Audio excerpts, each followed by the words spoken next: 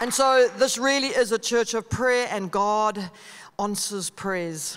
2 Timothy 1 verse 7, it says, "For God has not given me a spirit of fear, but of love, power, and a sound mind." And I want to speak into what does it mean to live with a sound mind. And as a pastoral counselor, I am so aware of the reality that the mind really is a battlefield that people struggle with. And one of the overall themes from Scripture when it speaks into the mind is that we need to proactively take ownership of our minds, to intentionally engage in the battle, to think about what you're thinking about. I often say to people in counseling room, do you know what the source of your thought is? Where does that thought come from? And is it bringing you life or death? And to get into the battle, listen to these scriptures. Philippians 8 says, "Fix your thoughts on what is true and honorable and right and pure." And when you look at that word fix, it means to calculate, to deliberate, to weigh up, to compute. Romans 12 verse 2 says, "Be transformed by the renewing of your mind." It is a process. It's a renovation process. It's bringing a complete change for the better, the way you're thinking. 2 Corinthians 10, 3-5 says, "Knock down strongholds of human reasoning." Can you hear almost that renovation language? Knock down those walls. Destroy false arguments. Capture rebellious thoughts. Teach them to obey Christ, our authority. There's a real intentionality, a proactiveness that we need to engage in when it comes to our minds. We need to choose, what spirit do I want to live under? Fear or love, power, and a sound mind? And so I want to speak into this space and look at some of the things that hold us back, that we find ourselves kind of caught up in. And so what does it mean to actually have a sound mind, to live with a sound mind? It means to actually have self-control, to have self-discipline. But how many of us find ourselves living in the complete opposite, where it feels like your emotions are completely out of control? Your anxiety feels like a roller coaster ride, up, down, and up and down, where your behavior doesn't fit who you know yourself to be, where your thoughts are fixated on kind of ruminating and negativity, and you feel sometimes completely powerless over what is going on in your mind. There's no peace of mind. And you feel like you have no self-control over your thoughts. What I find interesting is that so many people actually find themselves suffering in silence.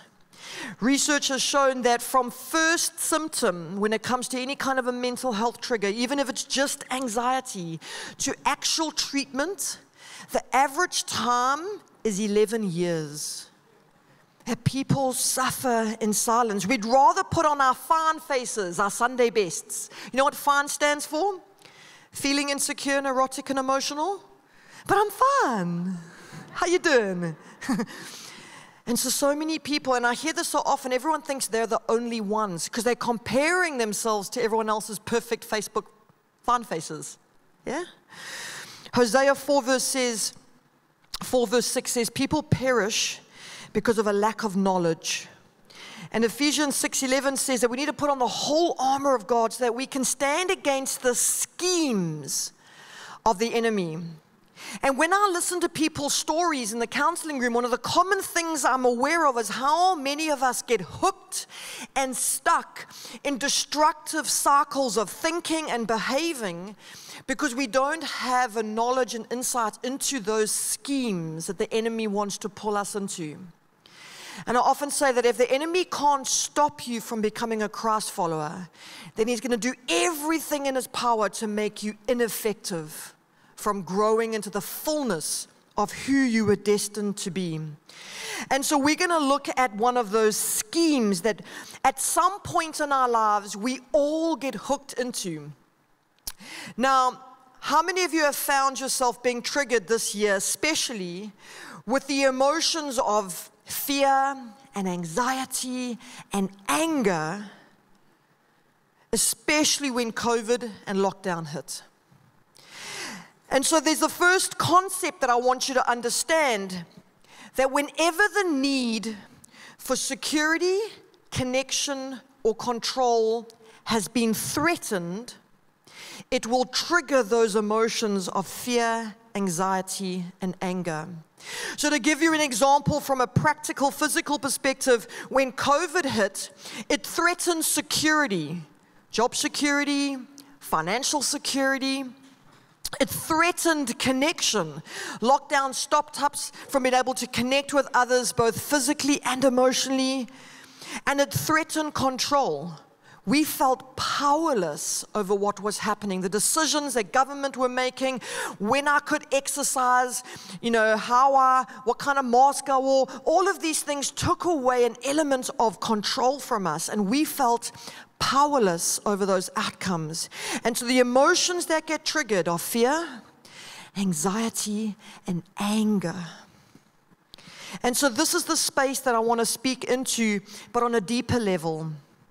On a level that speaks into our identity, our value, our sense of worth. And so I want to demonstrate how this actually plays out by playing a little game called Georgia's Got Talent. And so I've got two judges and a contestant. If Matt and Savannah, my judges, would come up, and Cheslin, my dancing contestant. Hello again. Okay, and so I want to kind of just use this analogy of a talent show to show you how this plays out from an identity perspective. Now, our judges represent anyone or anything or any area in your life that you give power and authority to determine your value and worth. That can be relationships, significant relationships, your career, your boss, your sporting ability, your academic results, your appearance, even your ministry. Whatever it is that you, in a sense, that significant voice that you lean into because it's feeding your sense of value and worth. Now, the marker pens represent the perceived power that you hand over to them. Okay, so we're going to give our judges the marker pen. How many of you, when you post something on Facebook, are more interested in the comments and the likes and the followers than actually what you've posted? And if it's not enough, there's this kind of anxiety, I wonder what's going on. Why is no one, did I post it at the wrong time? It's not actually the best time to post. Maybe this time when everyone's waking up and, we start questioning all of these things. Or maybe you never got a promotion. Or your performance evaluation is coming up and you can just feel the anxiety growing. Am I going to get a good performance result? Or maybe the numbers of the scale aren't going down fast enough and you're feeling the sense of, I'm failing again. And so it's so important to be aware of what are some of those spaces in my life where I'm looking for a certain mark because that determines my value. And now the scoring, we think, is actually about my dancing ability, my performance ability. But what it ends up doing is it actually ends up determining your worth, your value, your identity. Because the biggest lie the enemy wants you to believe is that what you do determines who you are, your worth. So I'm going to ask Cheslin if he will do a little dance for us, and we're going to get the judges to score him.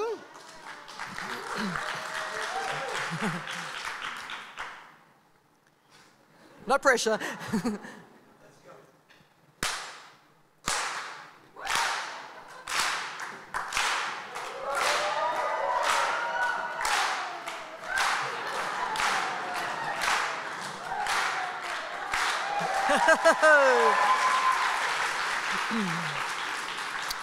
Okay, now when you're in that position of performance, is the anxiety high or low? Yeah, it's definitely high. And so when we look to the scores, where does your attention go? The two. And this is what happens when we give our identity, our value, our sense of self-worth into the hands of somebody else. We generally ignore the high scores and we become fixated on the low. And then we get stuck there because we take the low and we determine it as our value, what we're worth. And it sets a whole trajectory in place that I'm going to unpack now. But let me just say thank you to my judges and contestants. You really are a 10, actually, not a 2. That was just rigged. So I want to just paint what happens on a psychological level when we start finding ourselves living in a performance-based identity, when we start earning and performing for our worth and our value. You see, the second you hand over that authority of your value and worth into the hands of somebody or something else, it sets off an emotional chain reaction. And the first one is that it triggers uncertainty, which results in fearful living. Because you have no idea what they are going to say.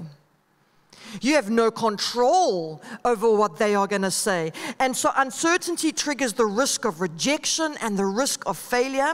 It accelerates the emotion of anxiety and fear, and it will drive you to perform harder and faster, because technically, you know, that's actually the only control over the circumstance that you have, how you perform.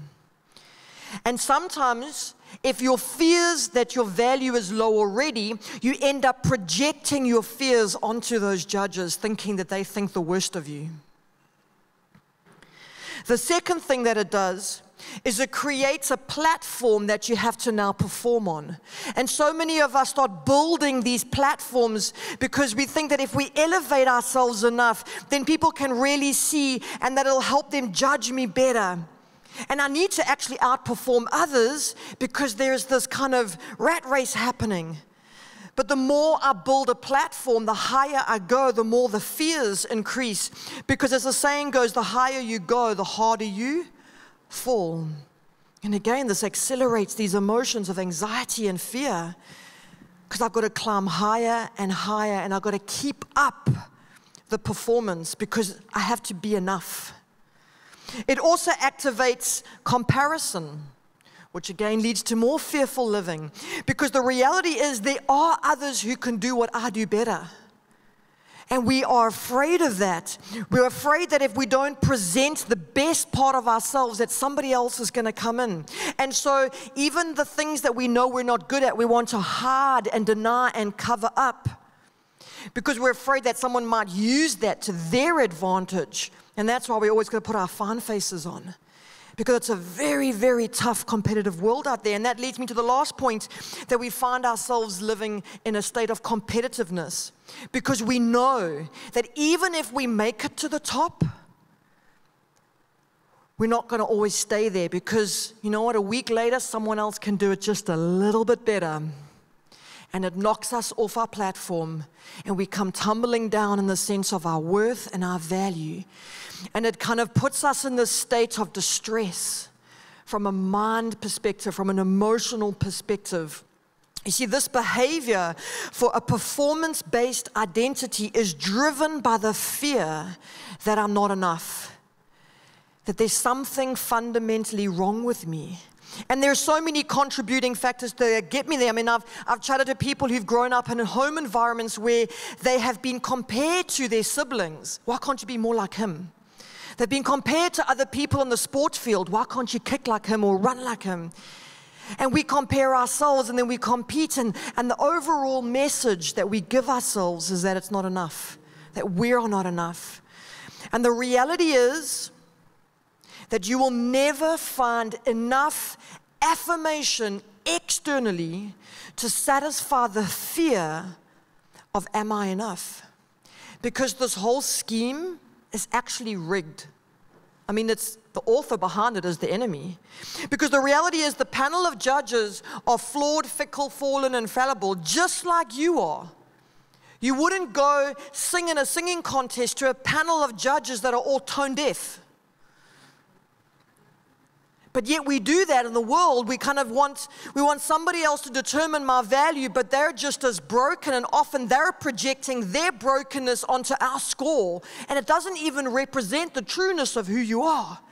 And so it's inconsistent, it's unsustainable, And so often I find people in the counseling room, because this performance-driven lifestyle has brought them to a place where it's broken them and burnt them out.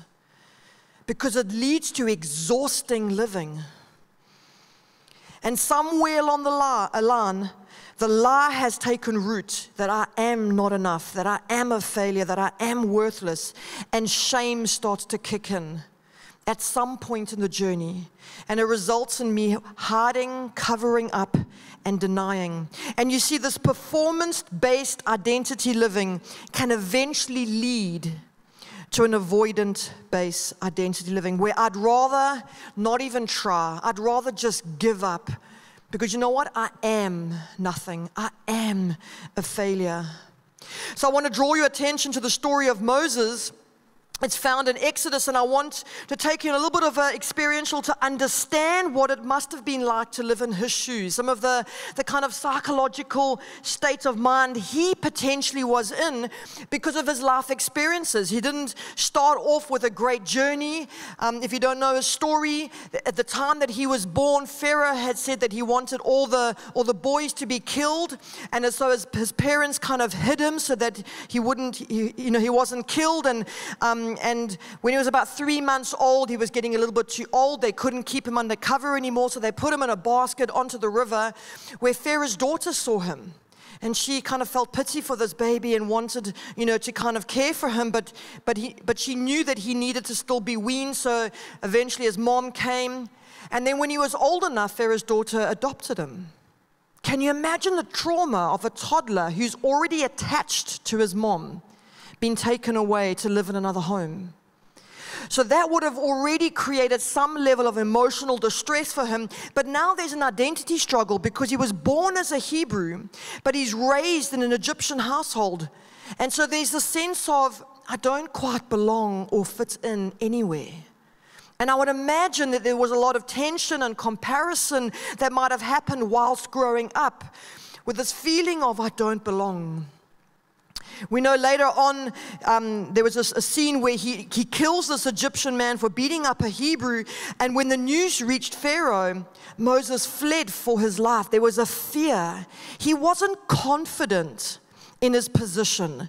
There was an insecurity even around his status in terms of who he was, and even in the household that he grew up in. And so he ends up running and fleeing and living in the desert. And it even says that his child that he named Gershon means foreigner. He lived an avoidant lifestyle. Plus, we know that he wasn't confident in his speech. Whether that was a physiological kind of reaction to his insecurities, I'm not sure. But we know that can often happen. I did a little bit of research in the sense of what is the definition of a person with an avoidant personality disorder. And it says it is someone who has chronic feelings of inadequacy and are highly sensitive to being negatively judged by others. Now, it's in this space that God speaks to Moses from a burning bush and calls him. He says, I want you to lead my people, the Israelites, out of slavery, out of oppression from the Egyptian people. And God wants Moses to go to Pharaoh to speak this space. Now, can you imagine what's going on inside of Moses? There wasn't a confident response to God's call. There was a deep insecurity inside of him. And in Exodus 3, verse 11, there are 4 questions that we hear kind of being spoken out that reveal the sense of inadequacy, the sense of kind of insecurity. And the first thing that Moses says when God calls him is, who am I? You see, when you place your identity and your value in the hands of the world, you eventually lose sight of who you are and your ability and your capacity. And then Moses asks God another question. He's saying, if I do go to the Israelites and declare that it's their God who sent me, what do I say when they ask what your name is? Who are you? When you place your identity in the hands of the world, you also eventually lose sight of the authority that we were created to live under. We lose sight of God's voice.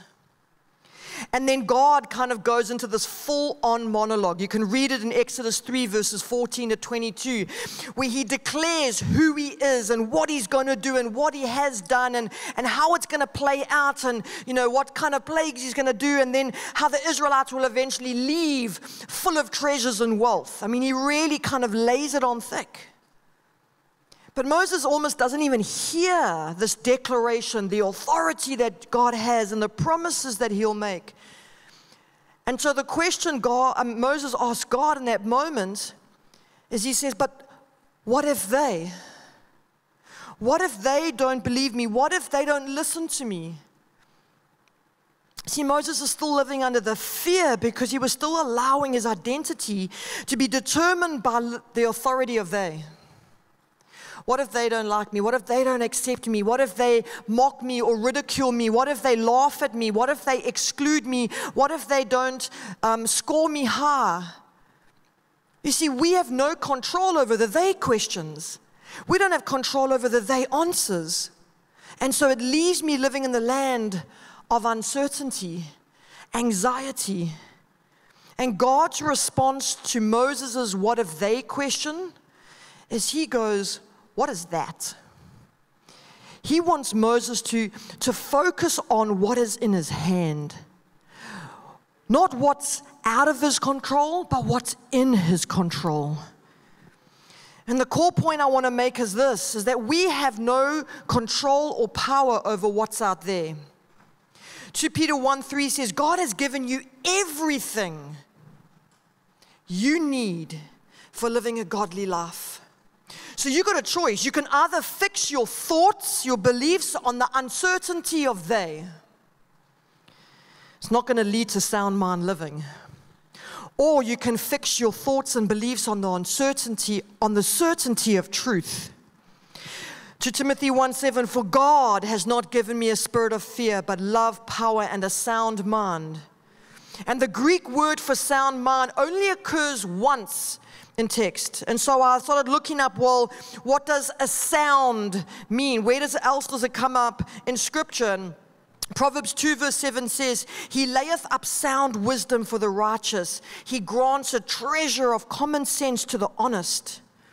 Proverbs 8 verse 4 says, counsel a mind and so is sound wisdom. I have understanding and strength. Can you hear the power in what comes with sound mind living?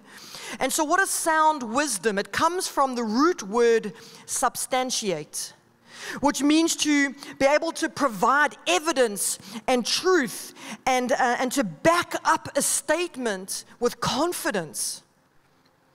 So what sound evidence, what truth do you have to back up your beliefs of who you are? Are you basing it on they? Are you basing it on Facebook likes? Are you going to give the world the power, the fragile world the power to determine who you are? Or are you going to place your identity, your value, your worth under the authority of Christ? Isaiah 26 verses 3 to 4 says, you will keep in perfect peace all who trust in you. You want to live with sound mind and perfect peace? Then it says, all those whose minds are fixed on you. Trust in the Lord always, for the Lord your God is an eternal rock. You see, foundation living wasn't meant to elevate you. Foundation living is meant to stabilize you.